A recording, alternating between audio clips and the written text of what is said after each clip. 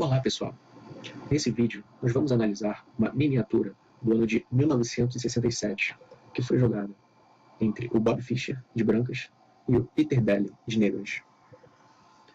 O Bob Fischer começou com peão E4 e as negras responderam com peão C5. Seguiu cavalo F3, peão D6, defesa siciliana, peão D4, C por D4, cavalo por D4, cavalo F6, atacando o peão de E4, cavalo C3, desenvolvendo uma peça e defendendo o peão, cavalo C6, bispo C4, apontando para a fraqueza na casa F7, o que é muito comum de ser feito na defesa siciliana. As brancas, muitas vezes, colocam o bispo para jogar na diagonal A2, G8, justamente com o objetivo de exercer pressão contra a ala do rei das negras, que é para onde, normalmente, elas costumam rocar na defesa siciliana. A partida seguiu com o peão E6, Bob Fischer responde com bispo D3, saindo da coluna C, evitando, portanto, eventuais ataques da torre e da dama, que nesse tipo de abertura costuma acontecer. Segue com A6, preparando eventual avanço do peão para B5 e evitando movimentos dos cavalos brancos para a casa B5. A partida continua com peão F4. Com esse movimento, as brancas buscam exercer maior pressão sobre o centro e também a possibilidade de eventualmente jogar peão F5, exercendo alguma pressão já contra o peão de E6 das negras. É importante também ressaltar que nessas posições é muito comum que as brancas façam o roque pequeno, e quando isso acontece a torre vem imediatamente para casa F1, apoiando, portanto, esse peão da coluna F. As negras responderam com dama A5. Em seguida, as brancas fizeram roque, mantendo o plano de exercer pressão pela diagonal e pela coluna F. Em seguida, as negras cometem um erro estratégico. Vale a pena a gente ter um pouco mais de atenção nesse movimento. Aqui foi um erro estratégico, um erro de planejamento. As negras capturam o cavalo branco de D4.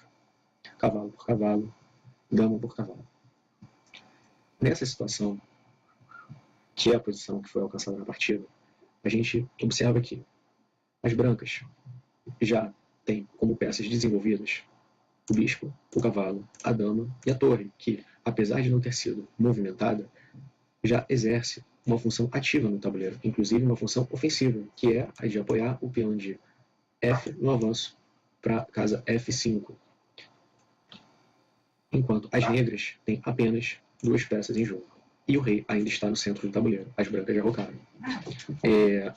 Além disso, o que a gente pode mencionar?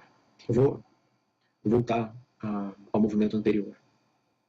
Observem que nessa situação as negras têm 1, 2, 3 peças em jogo, enquanto as brancas têm 1, 2, 3, 1, 2, 3, 4.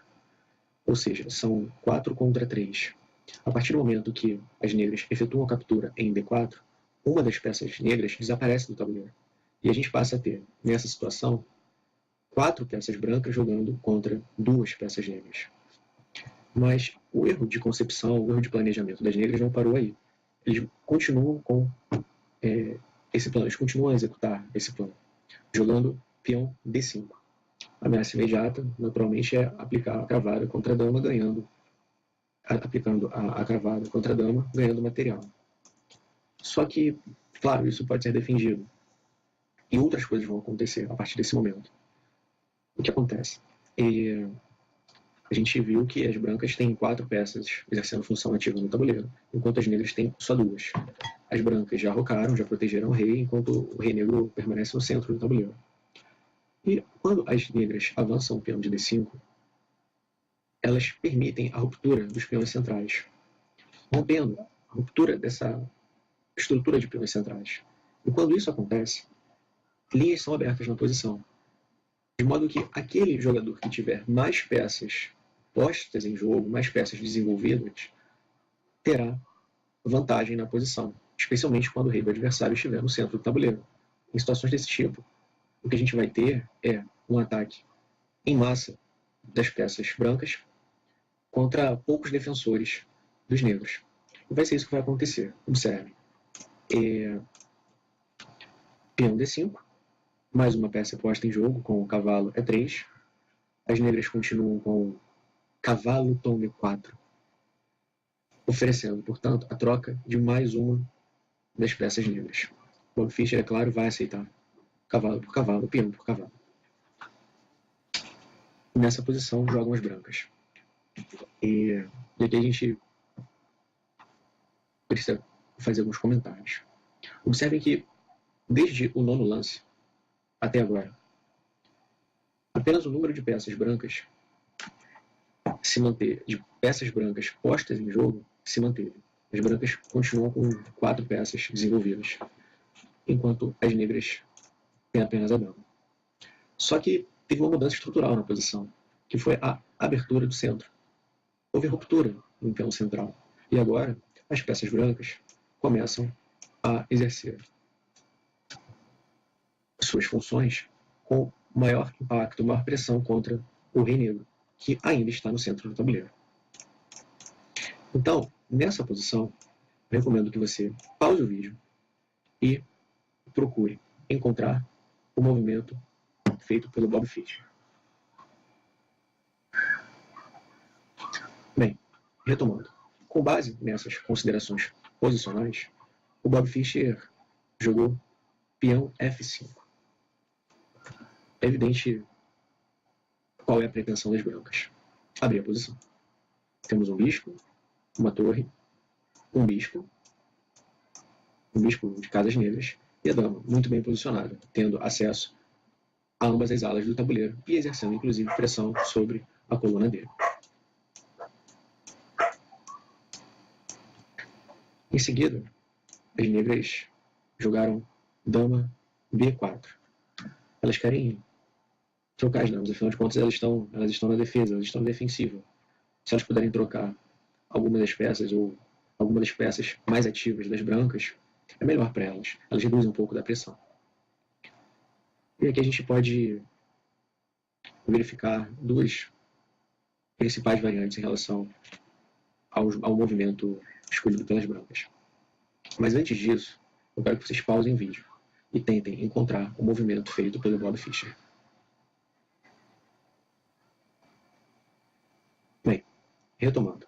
Nessa posição, Bob Fischer manteve o plano e jogou peão, toma, E6, abrindo a coluna para a torre, abrindo ainda mais o alcance do bispo na diagonal, eliminando um possível defensor, um dos defensores do rei negro, que são esses dois peões, eram esses dois peões, e as negras respondem com bispo toma E6. Bem, mas antes de continuar a partida, a gente vai analisar o outro possível movimento das brancas quando as negras jogaram bispo dama B4. Bem, nessa posição, talvez fosse possível trocar as damas. Se isso fosse feito, poucas coisas progrediriam na posição, porque isso iria ajudar as negras, e as brancas se manteriam apenas com pequena vantagem. Parte do potencial ofensivo das brancas seria dissolvido nessa posição. Uma outra alternativa, bem, era essa alternativa que eu queria mencionar, que era justamente a troca de damas. Ele joga peão por peão e as negras capturam de bispo. Nessa posição, Bob Fischer, mais uma vez, faz o lance do mestre. Pause o vídeo e tente encontrar a solução. Retomando. Nessa posição, as brancas jogaram bispo, toma, E6.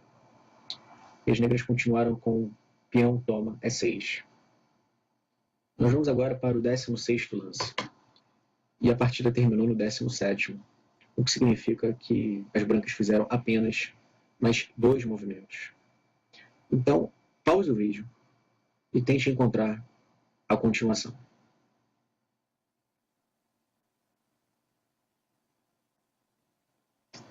Retomando. As brancas jogaram torre toma F7, cheque. Observe que o bispo era o defensor da dama e que agora ela ficou sem defesa. Então as negras só têm uma única resposta possível, que a dama toma F8.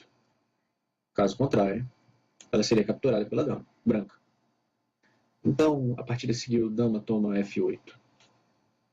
E agora, o Bob Fischer faz um movimento e as negras abandonam. Pause o vídeo e encontre o lance. Retomando. Aqui, o Bob Fischer jogou dama A4, cheque. E as negras abandonaram de imediato. Há algumas continuações. A principal delas seria peão B5. As brancas continuariam com dama toma E4, ameaçando a torre e o peão. Sempre, inclusive, com a possibilidade de jogar em C6 aplicando cheque. E vamos lembrar que o bispo branco de casas negras, ele pode jogar nessa diagonal. E também pode jogar na diagonal C1 e H6. Ou seja, o rei ele poderia ser caçado tanto nas casas brancas como nas casas negras. E além de as brancas terem a dama e o bispo para atacarem o rei, as brancas também podem usar a torre, está em A1. E ela pode jogar pelas colunas, tanto de F como de C. A posição das negras aqui está completamente perdida. O computador já indica uma grande vantagem decisiva para as brancas. Aqui vou mostrar uma continuação apenas para satisfazer a curiosidade de um visitante mais atento. Se as negras jogassem torre D8, seguiria dama C6, cheque. O rei não pode subir em razão do bispo. Não pode jogar para F7 em razão da torre. Então, única torre D7. O que seguiria com torre D1 em razão da cravada. As negras teriam de responder com dama E7. E a ideia das brancas é jogar bispo C5 para afastar a dama dessa diagonal. Só que antes elas precisam fazer um lance intermediário, que é torre D3. Porque sem ele, quando as brancas jogarem bispo C5, por exemplo, vou indicar uma continuação aqui. Bispo C5.